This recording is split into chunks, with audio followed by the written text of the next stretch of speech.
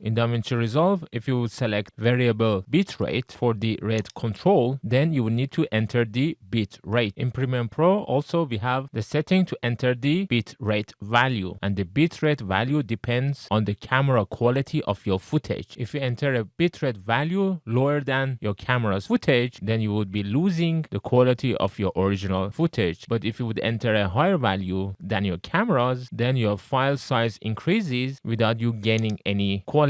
And unfortunately, the metadata of the clip doesn't provide the bitrate value. That is why we would need to download a tool called MediaInfo. So go to Google and search MediaInfo, and from the results you need to find this website called mediaarea.net. Click on it to open it, and then click on the download MediaInfo drop down. For Windows, select Windows, and the latest version is a universal installer, so click on it to download it. Once the download is completed, click on open file, select your language, and then click on OK. As you can see, it's a very tiny tool with a very small file size, so click on install, and once the installation is completed, click on finish. This would open the preferences, click on OK, and this is how the information would look like. You can close it. In DaVinci Resolve, you can right click on the clip inside your media pool and then select open file location. This would then highlight the clip, right click on it, and now you can see the option for media info. Click on it. This would then give you the accurate information of your video footage, and as you can see, the bitrate size for this file is 72.3 MB per second. And if you have used various video clips from different cameras, right click on that clip and then select the media info, and once again check the video bitrate. And finally, this is my third camera. So for my iPhone I got 72.3, for my DJI I got 49.5, and for Sony I got 80.8. So if you got mixed clips from different cameras in your project, then you will need to enter the highest bitrate, and converting 80.8 MB per second, you will just need to multiply it by 1000, so it becomes 80,800 KB per second. And in Premiere Pro, in the bitrate setting for 2pass, set the target bitrate to your camera's bitrate, which is around 81 Mbps, and give the maximum around 20 more, for example 100. Provide the headroom it needs to handle those complex frames without choking.